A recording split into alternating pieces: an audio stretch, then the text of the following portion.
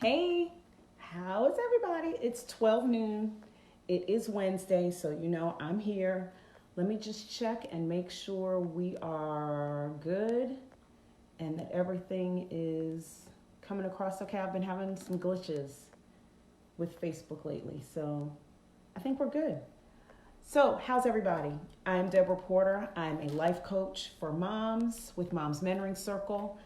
And at Mom's Mentoring Circle, the goal is twofold: to support at home moms with systems and strategies for their lives, their homes, themselves, their calendars, their kids, to bring organization, structure, and clarity.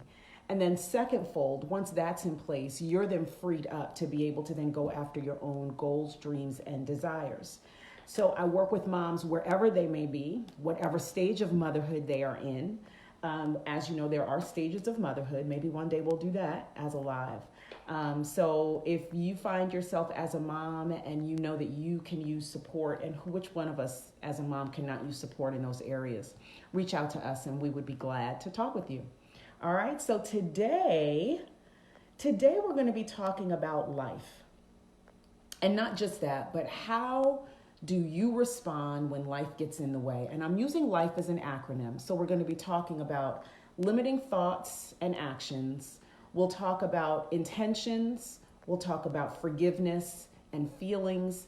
And then we'll also talk about expectations. So we're going to kind of dive right in.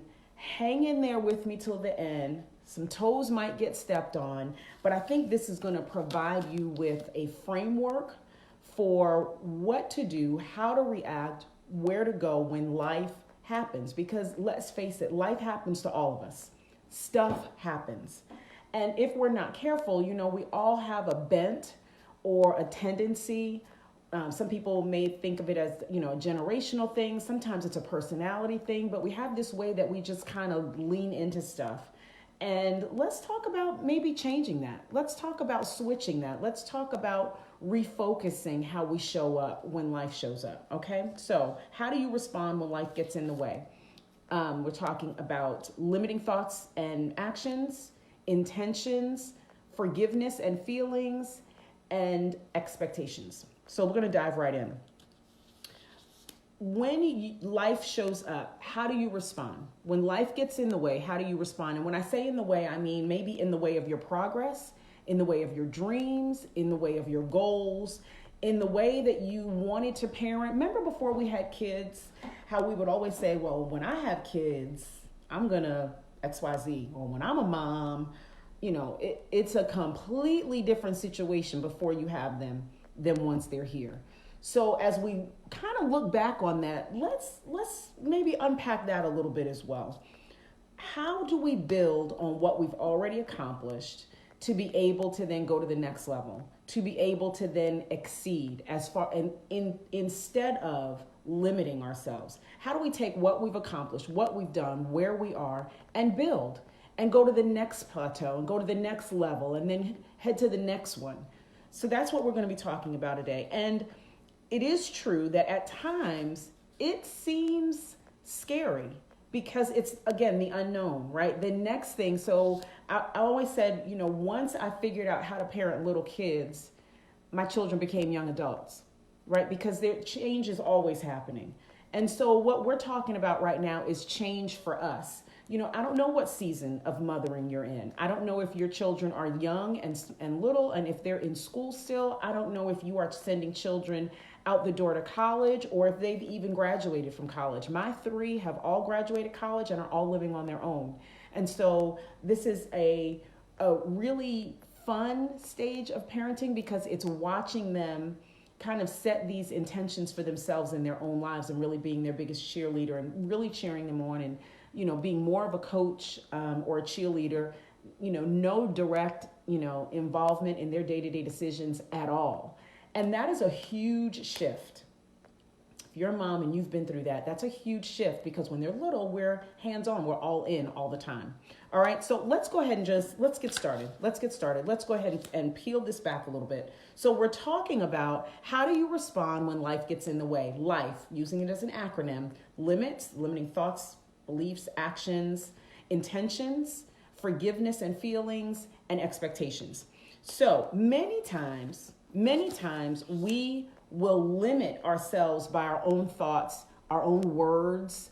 My coach, Mia Redrick, talks many times about a book called Hung by the Tongue.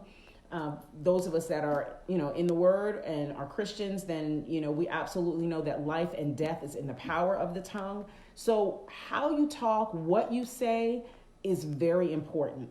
And many times we'll say things like, before I had kids, I used to love to XYZ, whatever that may be.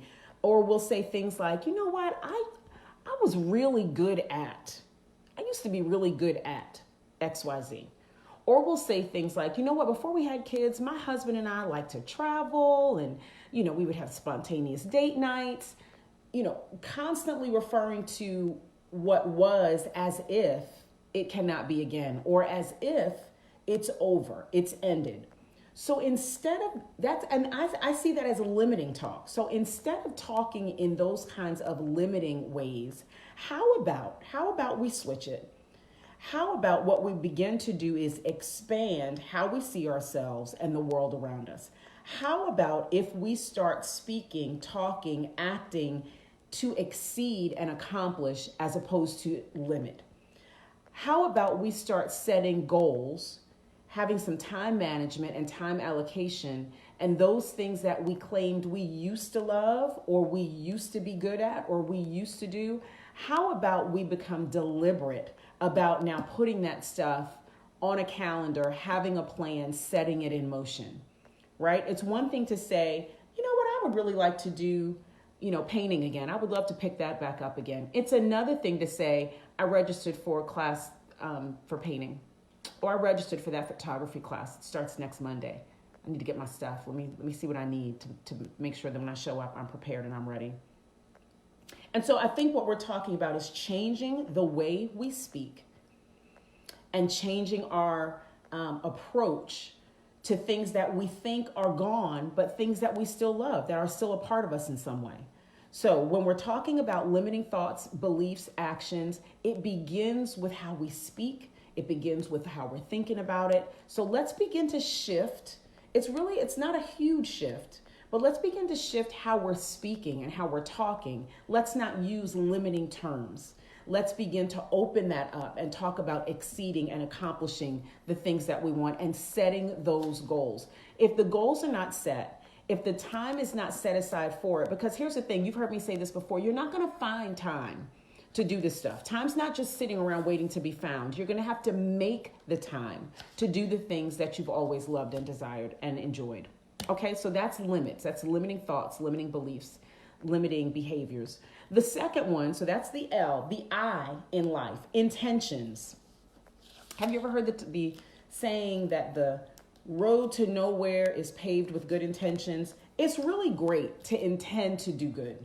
It really is. It really is good to have the intention to want to succeed or excel. But if you don't put with the intention, the action, if you don't pair that with the movement to then do it, then really it's just a nice and a great idea, right? It's not gotten you beyond the thought of having the good intention. So the road to nowhere is paved with good intentions. So instead of having the intentions about how we want to begin or create or do, we got to begin to move and shift into the doing. So instead of just the intention, let's begin to put in place and to create the systems, the methods, the pathways for the accomplishment of what it is that you're wanting to do and what it is you're wanting to accomplish and how it is you're going to do that. Because meaning to and creating the blueprint to get there are two different things. I really intended, as a fairly newly married person and, pregnant and, beginning this journey of motherhood, I really intended to be a great mom. I did not have those skills when my children were first born. I did not have the know-how. And let me just, look, I'm gonna just put this out here, and it's the truth, and it's a little tough, but it's true. Every woman does not necessarily automatically have maternal instinct. That might be a hard pill to swallow, but it is true. Here's the thing. We can either stay there in that state of not knowing what to do, or we can begin to get a blueprint in place, get some systems in place, create a community and a village of people that love and support us, that are going to help us get to the next level. And that's what I decided to do. As a young mother, I knew that there were gaps. I knew there were things that I just did not know how to do.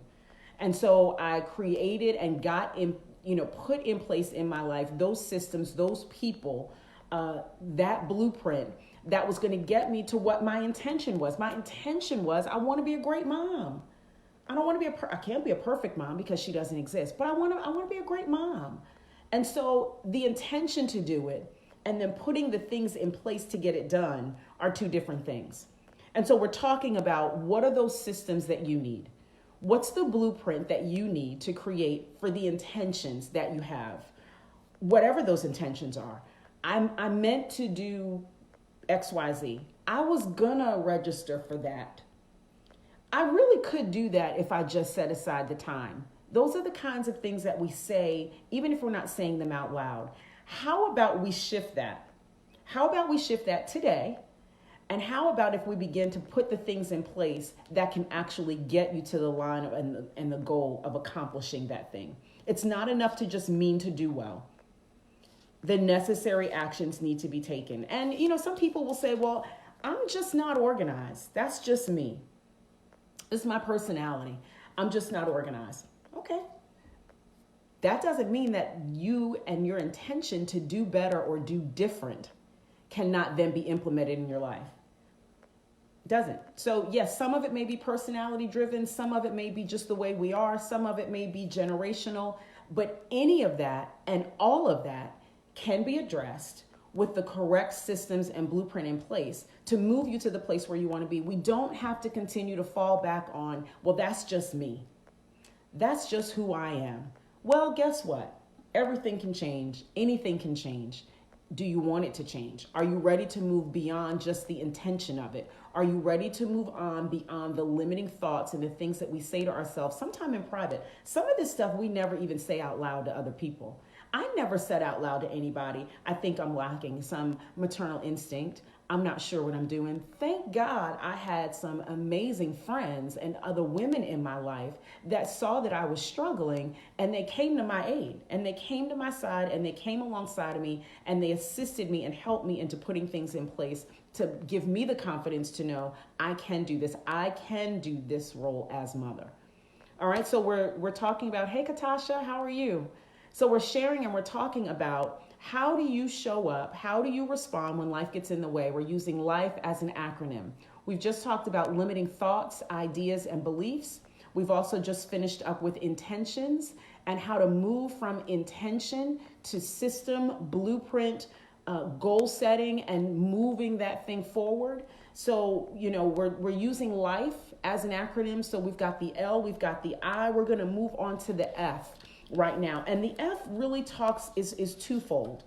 And we're talking about forgiveness, and we're talking about our feelings. And here's the thing. How you doing? Here's the thing about feelings. Feelings are not reality. I know that's hard. I'm going to take a sip of tea. Just let that sit for a minute.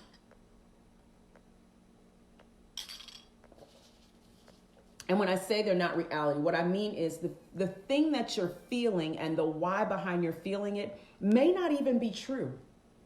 It may be based on perception. It may be based on what you think you heard. It may be based on what you think somebody said about you or thinks about you. A lot of times we get offended about, well, I think she X, Y, and Z. Well, you think? Well, that's not real. That's not a true thing. So because you think somebody feels a certain way about you, that's not real. Okay, so when we're talking about feelings, what we've got to remember and keep in mind is feelings can be all over the map. Your feelings one day can be in one direction and literally the next day can plummet to another direction. So if we're basing our decisions, and if we're basing our interaction with other people, and if we're basing how we handle the gift of forgiveness with other people based on how we feel, then I think we're mishandling it. We're mishandling it because feelings, what you feel, the feeling is real, but the why behind it may not even be true. It may not even be true. And so there is an expectation and there is really a requirement of us that the things that we can control, that we choose to control them. I can control my feelings. I can control my mood. I can control my attitude. There are certain things that are within my control to handle, to shift, to change, to make a decision, to do different, to do better. And so that's what we're talking about today. Life is going to happen. It happens to all of us all the time. How are you responding? And is it the way you've always responded? And based on that response, are you getting the result that you desire? Are you walking in the life that you really, really desire based on the way you have responded to life's events and the things that happen? And so we can't live in our feelings, y'all. We get all in our feelings and come up with all kinds of other scenarios and dialogue based on a feeling. Not the smartest thing to do. We've all done it. I don't know anyone that hasn't. So clearly maybe there is someone, but I don't know that person. We've all done that. We've all been there. So how do we shift that? How do we make a difference in that? How do we begin to not let our feelings rule and not feel like every mood change is based on the feeling of the day? And then what do we do with this gift of forgiveness, right? Because a lot of times based on our feeling over something, we will then try to make the decision of whether or not we're going to forgive something, someone, ourselves. Many times we withhold forgiveness even from ourselves because of mistakes and things that we've done, said, behavior, maybe situations we've allowed ourselves to get into. Here's the thing. Unforgiveness is almost like a cancer. It will eat away at your confidence. It will eat away at your ability to move forward. And sometimes, many times, the person that we are withholding the forgiveness from, they have gone on about their life. They may not even know that they offended us in some way. And so they've gone on. We're the ones now harboring this unforgiveness. And who is it harming? It's harming the person that's withholding. And so I want us to begin to look at unforgiveness as a prison. Many times we want to protect ourselves, right? Well, I'm not going to let you back in. I'm not a doormat. We say all these little cliche things. Here's the thing. Unforgiveness, yeah, it'll protect you, but it is also a prison that keeps you from being able to connect with people in a healthy way. So it's not just protecting you. It's causing you to be bound, and it's causing you to be incarcerated. And so I want us to begin to think about what would it look like to be extravagant with our forgiveness? What would that look like? And what it looks like and what it does, it frees you up, right? Forgiveness is not saying you can come back in and do what you did any old time. It's fine. It's not. It's saying I'm giving up the right to think that this should have been different, or you should have done this instead, or it should have gone this way instead. Offer the forgiveness. Free yourself from the prison and the incarceration that you've created for yourself and move on. Don't let your feelings dictate to you where you go, what you think, how you interact with people. Feelings will disappoint you and let you down and trick you and fool you every single time.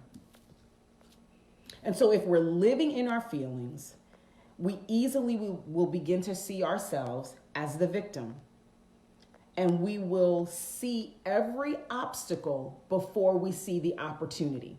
That's what unforgiveness does. And that's what feelings do. Feelings, when we're in our feelings and we're super sensitive about everything, what we see is the obstacle. We don't see it as an opportunity.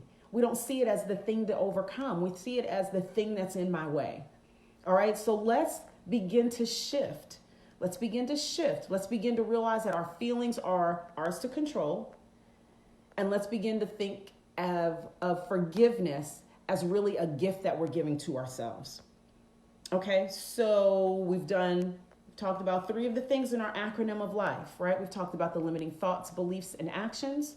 We've talked about intentions and how good intentions are, paving the road to nowhere, and how it's important to move from intending to actually doing and putting the things in place in between those 2 points to get us there.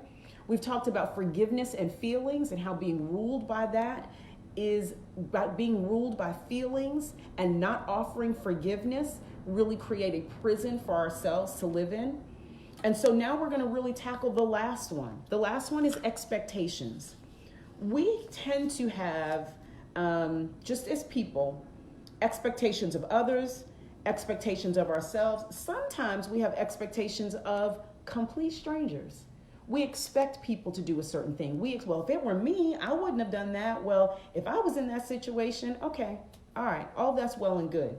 But the point is setting up expectations for how others should behave, what should be happening, how it should have gone, do not move the needle forward. Many times it keeps us in the same, it's almost like a treadmill, right? You feel like you're moving, but you haven't gone nowhere. Your legs are still moving. Scenery hasn't changed. I'm still in the same situation. I'm still stuck in the same mess because I have all these expectations. And so the goal here is to move from expectation to action, to move from expectation to reality, to move from expectation to the actual walking it out. If you expect a certain behavior from somebody, be that. Do that. Be the example in that. You know, sometimes people don't do better because they don't know better. Well, if you know better, and if you know that's not appropriate and that's not good, do better. You be the example of it. Let's move from expectations to reality, to proof, to fact. Instead of expecting something to happen, let's move to the point of making things happen. Create space for that to happen. What does that look like? Okay, so if you have an expectation, or if you have a goal, a dream, a desire to accomplish something, but you don't have anything in place, you have created no blueprint, no system, no strategy on how to get from point A to point B, really, that's just a dream. It's a dream. Can we get to our dream? Yeah. But you have to put the steps in place to get you there. It's not just going to happen because you want it. It's not going to happen just because you expect it, right? I mean, there are, kids graduate from college all the time and expect to get an amazing job. Some of these kids have never done an internship. Some of them have never really stepped outside of campus to do anything beyond the academics. So the expectation of wanting it and the system and blueprint and strategies in place to get you there, two different things. So let's move from just expecting to then the action behind it, the reality behind it. How do we take the expectation and make it a reality? How do we make sure that the expectation itself is a reality, right? I could sit here and say, you know what, I expect that I want to be a doctor. I want to be a doctor. I want to be a doctor in 4 years. Is that realistic for me personally? No. Have I looked at an MCAT? Have I even thought about looking at law schools? Have I applied for any of that? Do I even like the sight of blood? No. It's not a realistic expectation. So could I do that? If I put my mind to it at 55, I could. I wouldn't be the first one or the only, but there's nothing in place to get me there. I've put nothing in place to get me there. And so I want us to begin to think about the how-tos of what to do when life happens. When life gets in the way, you have a goal, a dream, a desire. You have these burning passions and purpose and the thing that you know you were created to do. What's your game plan? How are you getting there? Moms, let me tell you something. The kids, they're leaving. Yay. They're leaving. What's your game plan? What do you want? Where do you want to be? What do you want to do? What are the things you still love? Yeah, life might have gotten in the way. Life happened. Perhaps you had career goals. Perhaps you had expectations of how you would be as a mom, a wife. Maybe those things have not panned out the way you thought. Okay, let's readjust. Let's get some systems and some strategies in place. Listen, this is not meant to be done alone. It's almost impossible, I would say, to do life by yourself. And so I want to share that with you because I want you to know that I'm here. Mom's Mentoring Circle is here to assist you, to support you in looking at what is it that I want to accomplish? What is it that I need in place right now in my home? What systems do I need to let things in my home run smoother? Where do I need clarity? Where is it kind of cloudy right now? What am I missing? How do I put those systems in place so that I can then free myself up to begin to go after the things that I love, that I know I was put here and created to do? How about you give us a call? How about you send me a message? How about you DM me? How about you email me? Let me know that, you know what? That made sense to me today. That made sense to me. That's kind of where I am. I'm not sure that I'm responding the right way for myself when life gets in the way. I think I need a switch. I think I need to tweak it. And when we're talking about life, remember, when we're talking about how do you respond when life gets in the way, it's an acronym. And life is going to stand for limiting thoughts, beliefs, and actions, intentions, forgiveness and feelings, and expectations. Listen, let's conquer this. We don't have to wait till January. I know people are saying, oh my gosh, a few more weeks till the end of the decade. That is so true. We don't have to wait till January. Let's get on this now. Let's get the system in place now. So when January hits, you're already running. You've already got what you need in place. So I appreciate you guys joining in today. I enjoy coming here and being able to share and being able to let you as a mom know you're not struggling in this by yourself. You're not the only person that has felt like this or is feeling like this. You are not the only mom that is trying to get it together. We've all been trying to get it together in one area or more. So I'm here to join with you, and I'm here to make this happen with you. I'm here to cheer you on, but I'm also here to be an accountability person for you. Because here's the thing, as a mentor, as a life coach, I think many times we try to give that responsibility to our girlfriends, and it's not fair, right? Your girlfriend wants to be your girlfriend. Your girlfriend doesn't want to be the one always having to check in on you. And did you do your goal? Did you manage to? Did you do it? I'll do it. I will do it. And so give me a holler. Let me know how I can support you. Let's at least talk about what that looks like for you. All right? Have a great week. What's left of it, don't forget this weekend we've got to change our clocks. So it's going to start getting dark earlier. Going to be a little chilly. But listen, enjoy the fall. It's a beautiful time of year. Let me know how I can support you. Have a great day, everybody. Bye.